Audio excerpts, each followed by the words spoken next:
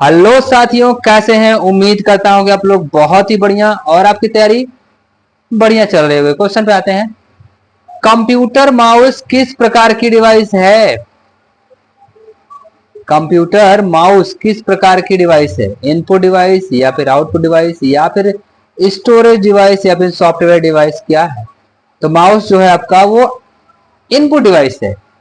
Mouse आपका input device है। Option आपको दिख रहा होगा। सो नेक्स्ट क्वेश्चन पे आते हैं। वर्कशीट में डाटा के रूप में ऑर्गेनाइज किया जाता है, क्या?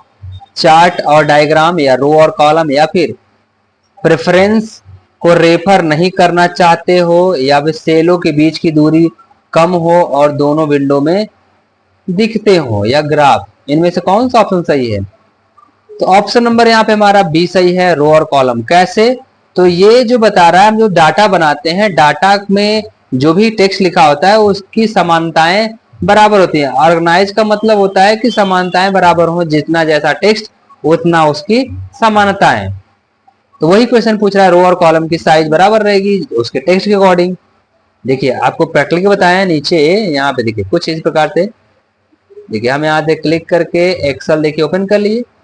अब ये हमारा एक्सेल ओपन हो गया। ओपन होने के बाद यहाँ पे डाटा ओपन करते हैं। जैसे डाटा है, देखिए यहाँ पे डाटा दिख रहा है। डाटा में आपको दिख रहा होगा जो ये प्राइस का कॉलम है, प्राइस में छोटा अमाउंट लिखा हुआ है, इसलिए आपका जो रो और कॉलम है एडजस्ट किया हुआ है टेक्स्ट के मुताबिक। वही कह रहा है कि टेक्स्ट के मुताबिक ऑर्गेनाइज कर ले, तो उसको क्या कहते हैं? रो और कॉलम ही कहते हैं। सो समझ में आ गया होगा। ऑप्शन नंबर बी सही है। नेक्स्ट क्वेश्चन, डीएनएस का क्या मतलब होता है? डीएनएस का क्या मतलब होता है? Data naming system, do name system या डुप्लीकेट नेमिंग सिस्टम या फिर डोमेन नेम सिस्टम, इनमें से क्या ऑप्शन सही है? ऑप्शन नंबर यहाँ पे हमारा डी सही है, डोमेन नेम सिस्टम। अब ये डोमेन नेम सिस्टम होता क्या है? जैसे कोई कंपनी है, अगर उस कंपनी के नाम को लेके हम खोलेंगे कंपनी, तो अलाउड नहीं है, वो नहीं ओपन करेगा, ना खोलने देगा।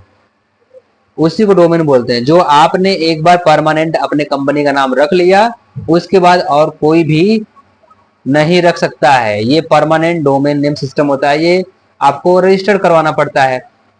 Okay, so option number D सही है, नीचे भी दिख रहा है। नेक्स्ट आइए, इंटरनेट का प्रयोग कर आप क्या कर सकते हैं?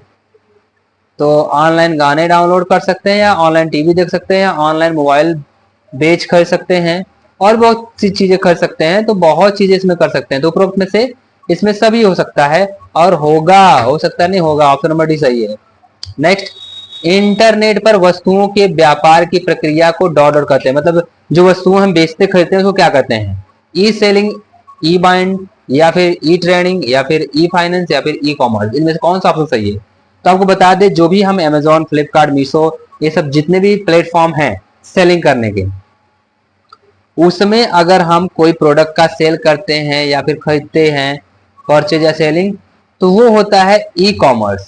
ओके, सो ऑप्शन नंबर यहाँ पे हमारा डी सही है। नेक्स्ट, इसके बाद यहाँ पे हम आते हैं नेक्स्ट क्वेश्चन पे।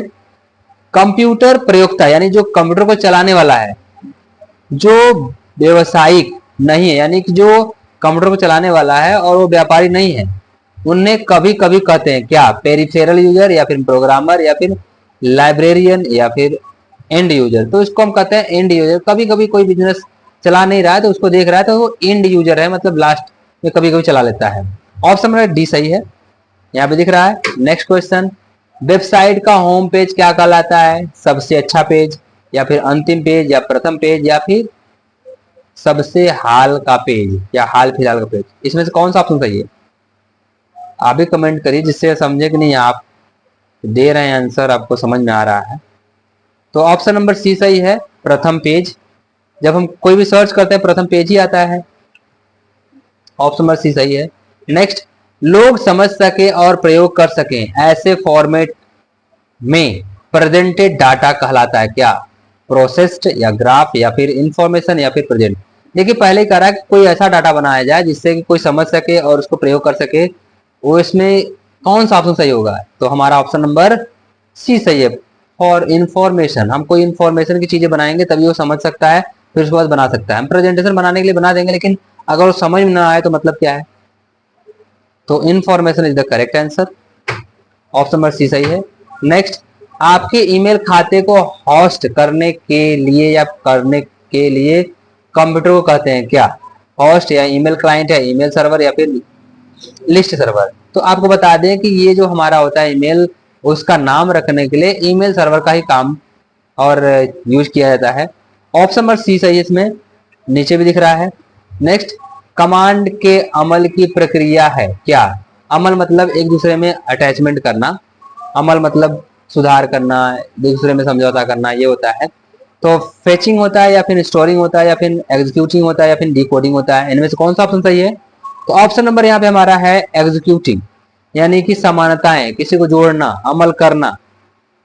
ये था आपका टोटल 10 क्वेश्चन। अगर आपको वीडियो अच्छा लगा तो कमेंट करिएगा, लाइक करिएगा, शेयर करिएगा, सब्सक्राइब करिएगा, क्योंकि वीडियो बनाने में बहुत ही मेहनत लगती है।